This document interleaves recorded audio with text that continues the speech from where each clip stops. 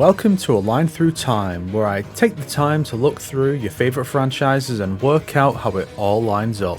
I don't care if these videos don't get many views, I'm going to keep making them anyway. This is the third video in a series covering the Resplendent cast's personal roots and timeframes of origin in Fire Emblem Heroes. The first entry covered the initial batch of 3 Hopes characters, while the second covered the rest and the Houses versions up to January 2023's Byleth Fount of Learning. This one will cover the rest of the editions from that year and those from 2024. Some important details about how I approach these can be found in the previous entry, so go check those out before you watch this one. We now pick up from there. Something that occurs to me is that characters using non-default weapons in seasonal variants such as Edelgard having a sword or Claude having daggers could suggest they're in Byleth's class and have been reclassed by them. I don't plan to consider that as serious evidence, but it's an interesting idea even if it also applies to the casts of other entries. It occurred to me that heroic ordeals could perhaps be used for evidence, but I feel their rosters aren't focused enough and seem contradictory to everything else, like some of Byleth being associated with both Rhea and Claude during the Academy phase. So I'm going to ignore those.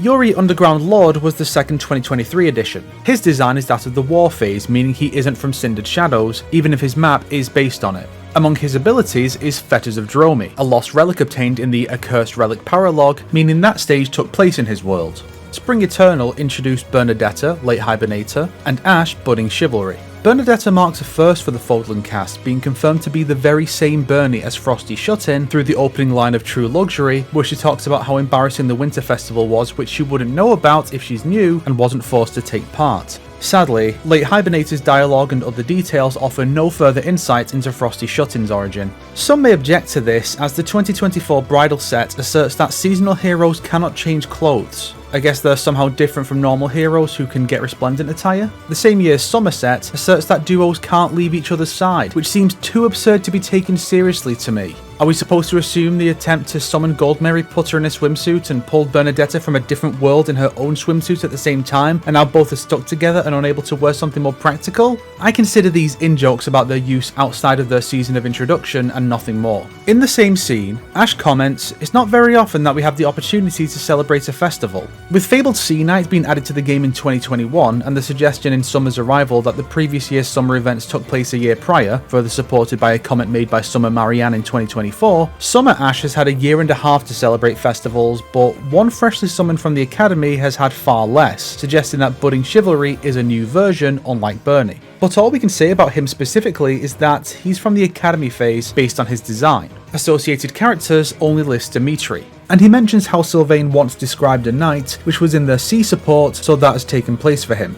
New World of Study introduced Rhea, Loving Matriarch, Felix, Lone Wolf Blade, Sylvain, Consummate Flirt, and Ingrid, Beacon of Honor. Right off the bat, dialogue makes clear that these are not the same versions already present in Asker, and suggests that Rhea and the boys are from the same Fodlan. Felix has a castle quote that suggests he's had a few battles, so he's at least a few months into the school year. It probably doesn't mean anything, but Felix says, "My professors from Garrick Mark are all here" in his level 40 convo. As established previously, Byleth doesn't teach Claude if they don't choose Golden Deer, and Blue Lions is headed by Byleth in that house's route, and Hanneman in the others. Hanneman is not in Asker outside of Gatekeeper Special, so the only professor of Felix's in Asker is Byleth, which hints towards this group being from the Blue Lions route. Felix objects to being called Sylvain's pal and acts generally hostile towards him, suggesting their B support where Felix apologises and indirectly calls them friends has yet to occur. Sylvain himself doesn't have Byleth or his house listed, but he does talk about his old professor in the story, describing what is clearly Byleth.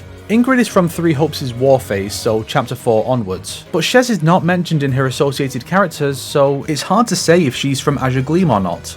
Alongside them, Cornelia Saint Consumed stealth dropped. She comes equipped with Asclepius, a staff she only uses when fought in Azure Moon, not in Crimson Flower. Combined with her reinforcement map somewhat resembling Ferdiad and the timing of her arrival alongside a Blue Lions focused event, I'd say she's from Azure Moon chapter 18. She comments on familiar faces in a castle quote, but the only people she'd likely recognise before chapter 18 would be Kronya, Solon, Dimitri, Edelgard during the war phase, and maybe Felix or Sylvain. I feel like the line is suggesting more, which could hint that the battle in chapter 18 is already underway. Byleth Vengeance Vessel came next. She is a female 3 Hopes incarnation who is possessed by Sothis. The name Vengeance Vessel and the lack of Byleth voice lines suggest she's from after Geralt's death, where Byleth offers her body to Sothis in the name of revenge. Or does it? Shirena says Sothis took over Byleth's body to help her escape from danger, which suggests this is from the battle where Sothis does this temporarily to push back against Shez starting to beat Byleth, chapter 6 of Azure Gleam or 7 of the others. Geralt's death is not mentioned in associated characters, nor is Shez mentioned as either Byleth's ally or the killer of her father.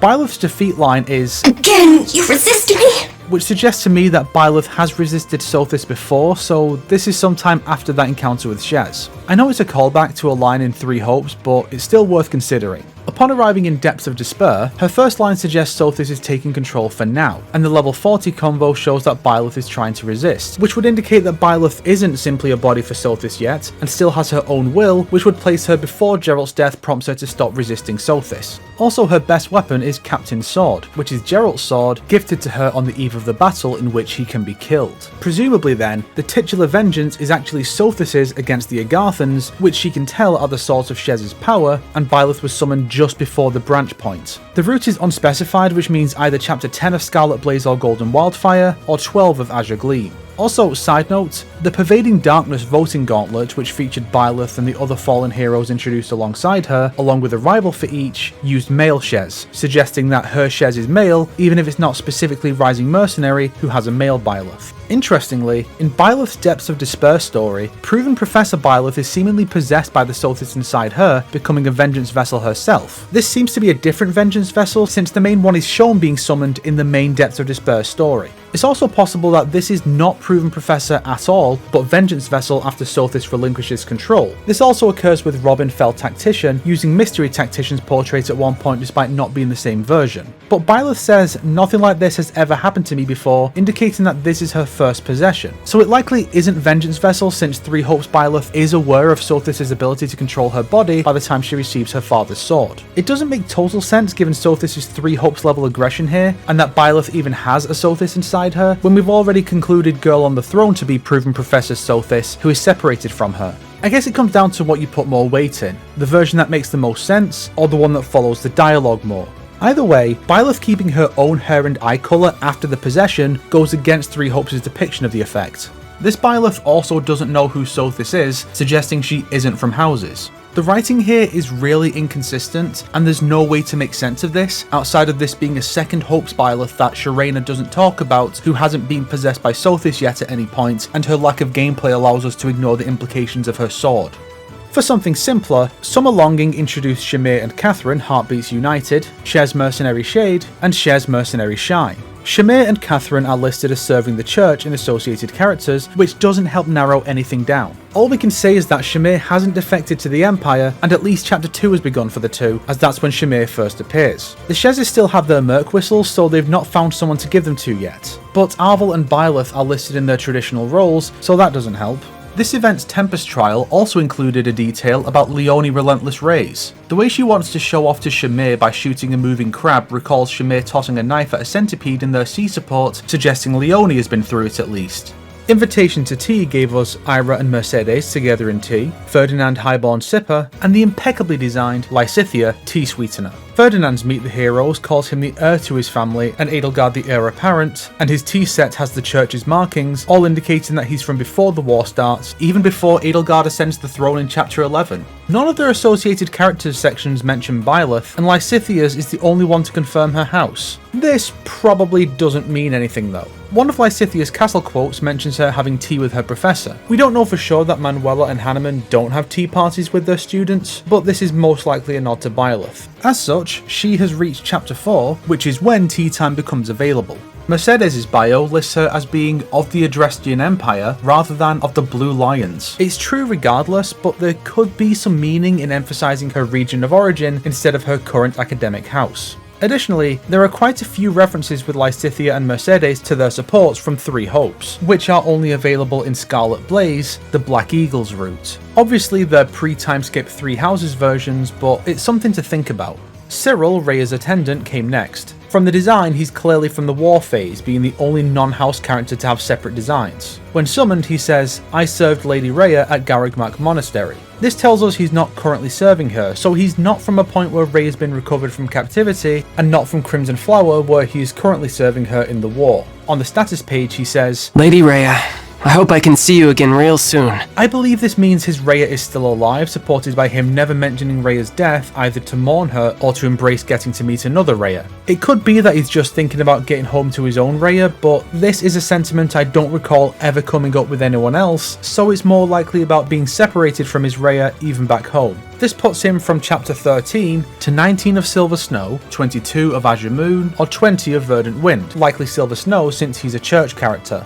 Interestingly, his associated characters doesn't mention Byleth, possibly suggesting he never joined Byleth's class, and that Byleth may not have reunited with the church forces yet, potentially setting him before chapter 13 concludes. Winds Offered gave us Claude Golden Breeze, who is from the Academy phase based on his design and associated characters. Edelgard is listed as the princess, so this is before her coronation in chapter 11. Byleth is listed as his teacher and mentor, so he's from the Golden Deer route.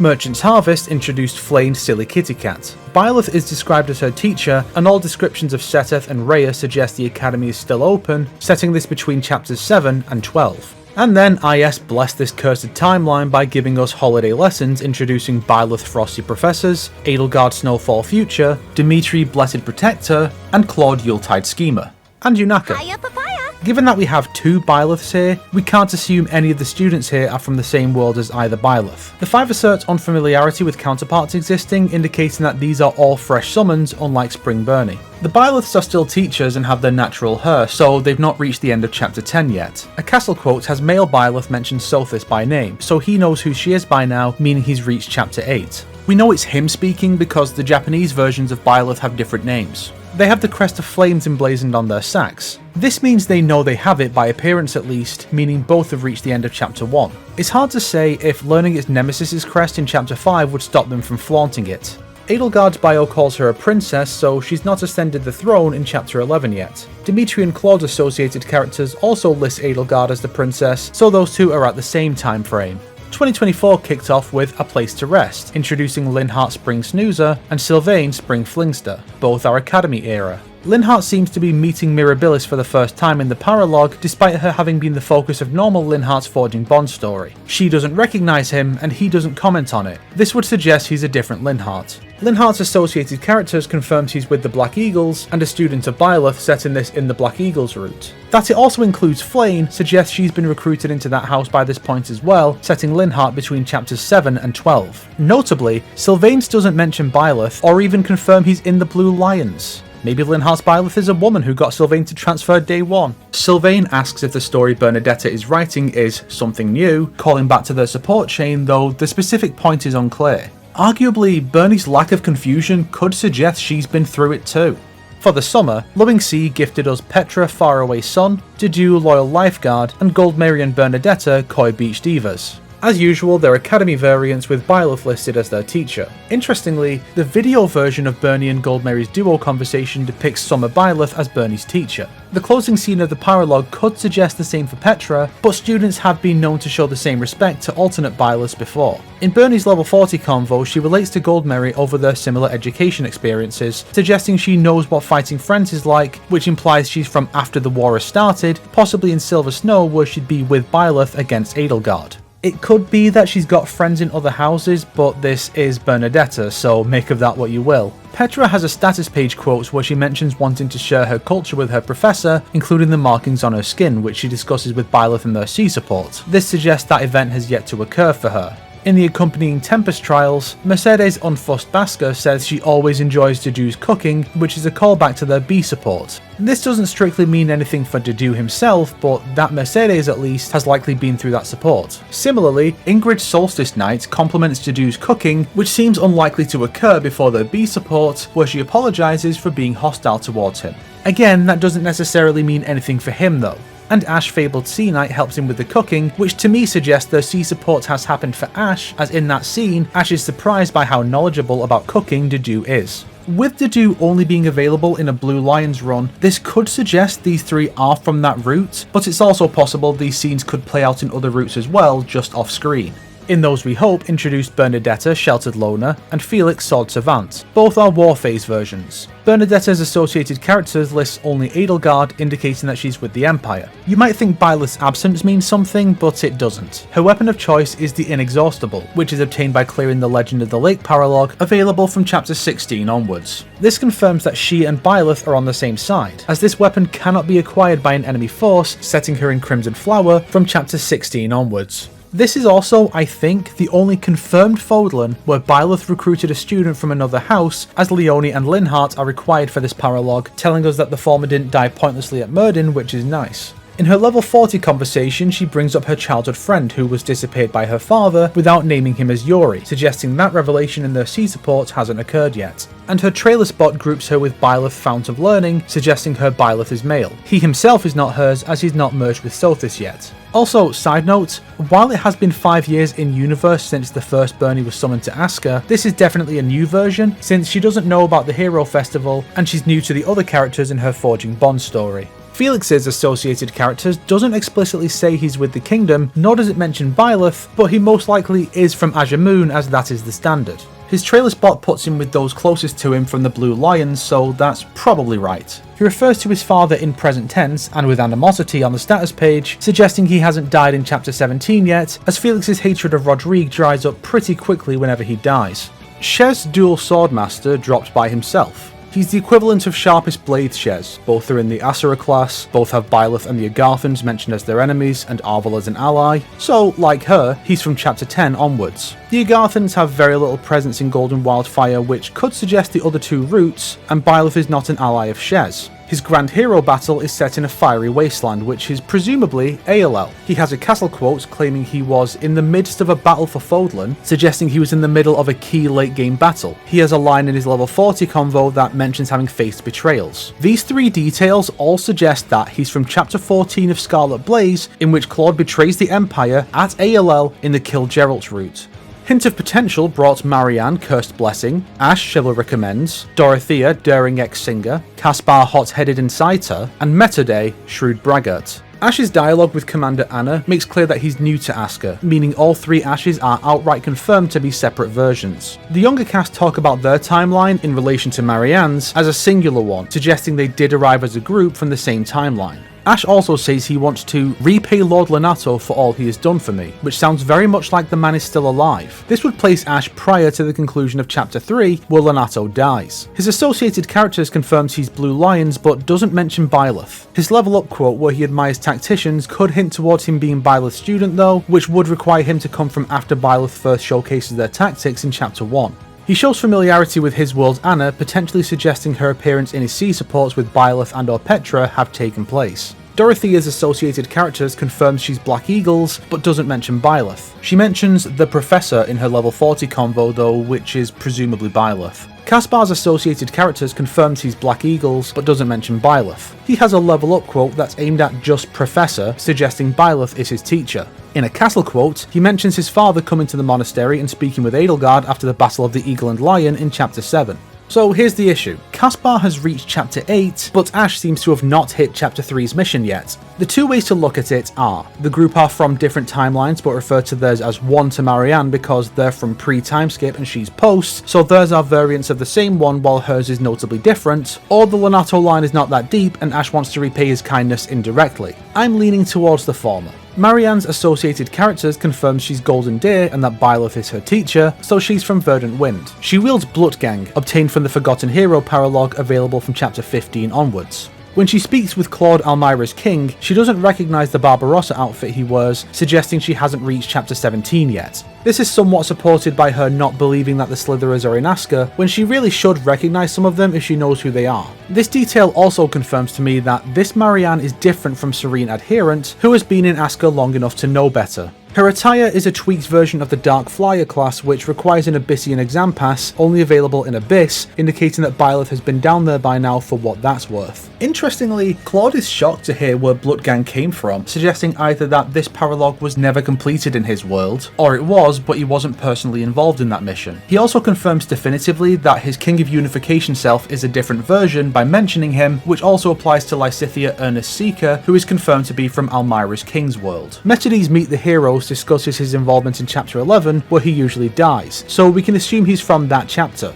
Several lines are directly lifted from this scene, and his Grand Hero battle is based on it too, and his level 40 convo discusses what seems to be that operation as an upcoming event, so it seems the battle itself hasn't started yet. And he has a status page quote where he calls Edelgard the Emperor, so he's definitely from chapter 11. Next, Fodlan finally started getting Resplendent costumes, starting with Academy, Dimitri and Claude. The new lines added for them don't really offer anything new, sadly.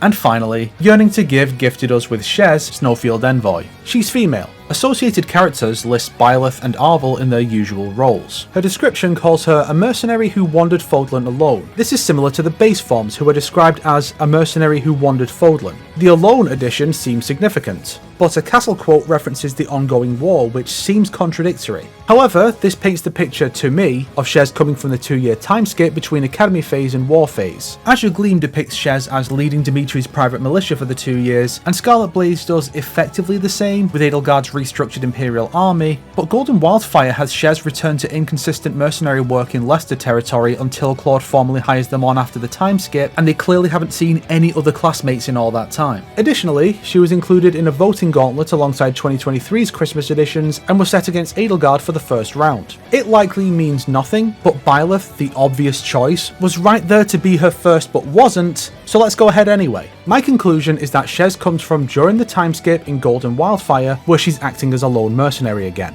That she beat both Edelgard and Dimitri in Voting Gauntlet is an amusing reinforcing coincidence. And so now, like last time, let's recap the 2023 to 24 editions in chronological order.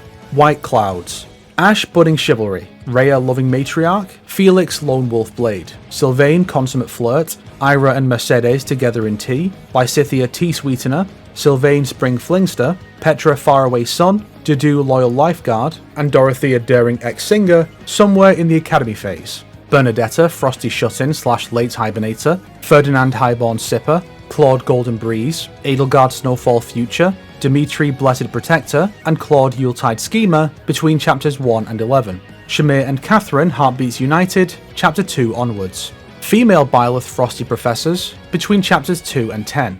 Ash Chivalric Amends between chapters 2 and 11. Linhardt Spring Snoozer and Flane Silly Kitty Cat between chapters 7 and 12. Male Byleth Frosty Professors between chapters 8 and 10. Caspar Hot-Headed Inciter between chapters 8 and 11. Metaday Shrewd Braggart, chapter 11 before the chapter battle. Bernadetta Coy Beach Divas between chapter 11 and the end of the time skip. War Phase. Yuri Underground Lord, War Phase.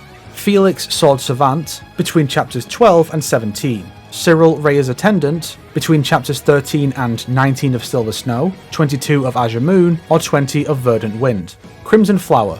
Bernadetta Sheltered Loner, chapter 16 onwards. Azure Moon. Cornelia Saint Consumed, chapter 18 during the chapter battle. Verdant Wind. Marianne Cursed Blessing between chapters 12 and 17. Three Hopes. Shez Mercenary Shine, Shez Mercenary Shade, unknown. Ingrid Beacon of Honor, chapter 4 onwards. Byleth Vengeance Vessel, Scarlet Blaze chapter 10, Azure Gleam chapter 12, or Golden Wildfire chapter 10. Scarlet Blaze, Shez Dual Swordmaster, chapter 14 of the Kill Geralt route. Golden Wildfire, Shez Snowfield Envoy, in the time skip between chapters 3 and 4. And also, new details introduced for older characters. Mercedes Unfussed Basker has reached rank B with Dudu. Ingrid Solstice Knight has reached rank B with Dudu. Ash Fabled Sea Knight has reached rank C with Dudu. Leonie Relentless Rays has reached rank C with Shamir. Claude Almira's King is separate from King of Unification and does not know where Bloodgang was obtained. And that, finally, is every new Fodlan character introduced and every new detail learned about previous editions in 2023 and 4. Some of Catherine and Shamir actually came true after I wanted it last time, so let's see which of my current wishlists come true in the next 2 years. The House Leader's Three Hopes versions, Bride Manuela, Alois, Anna, Child L and D as a Blue Dagger unit specifically. I think Talus and the remaining students' base forms are guaranteed, along with a child set and some duo involving Shez. I'd also like to do a nice set of 3 or 4 shorts focused on my findings in these videos for specific characters, like those I did for Edelgard and Bernadetta now that shorts are allowed to be up to 3 minutes. Who would you like to see? Let me know down below. If you liked this video, why not subscribe and support me on Patreon like these fine people here? If not, then make sure to share it with your enemies so they can suffer along with you. Today's recommended video is Musical Storytelling in Fire Emblem 3 Houses and 3 Hopes, an in-depth analysis by The Flight of a Robin. I mean, it kind of proves that Edelgard is the main character of 3 Houses, and anyone who disagrees is kind of a numpty.